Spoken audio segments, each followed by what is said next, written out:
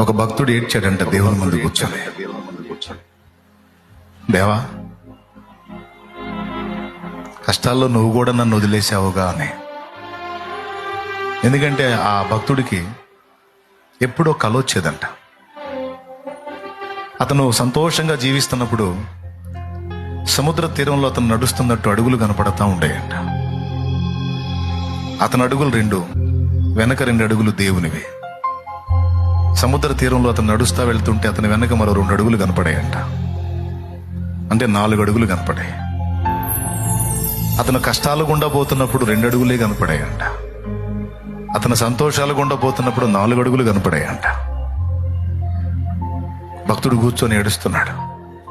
కష్టాల్లో మనుషులే వదిలేస్తారు అనుకున్నాను, దేవా నా కష్టకాలంలో నువ్వు కూడా నన్ను వదిలేసావుగా అని దేవుడిని ప్రశ్నిస్తే దేవుడు ఒక మాట అన్నాడట, కుమారుడా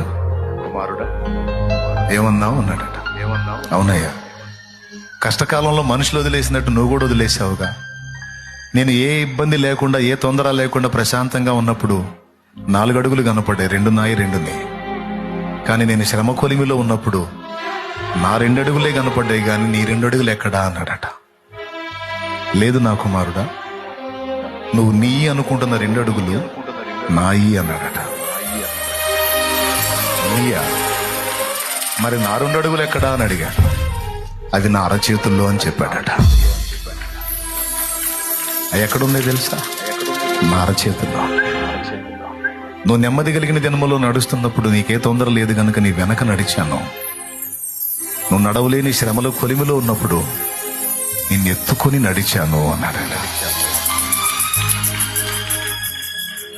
నిజంగా నిన్ను నన్ను ఆయన ఎత్తుకొని నడిపించకపోతే ఇన్నాళ్ళ మన మనుగడ సాగేది కాదు.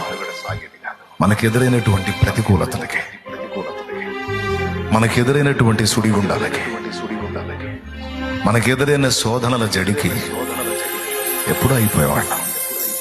ఇన్నాళ్ళు మన మనుగడ ఎక్కడ? కానీ ఇంకా మనుగడ సాగుతుందంటే ఆ శ్రమల పర్వంలో ఆయనే మనల్ని చంకనెత్తుకున్నాడు. ఆయన నమ్మదగినవాడు, ఎంతైనా నమ్మదగినవాడు.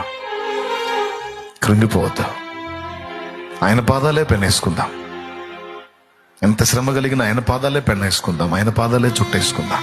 ఆయన్ని అడుగుదాం, దారి ఆయనే చూపిస్తాడు. ఆమేన్.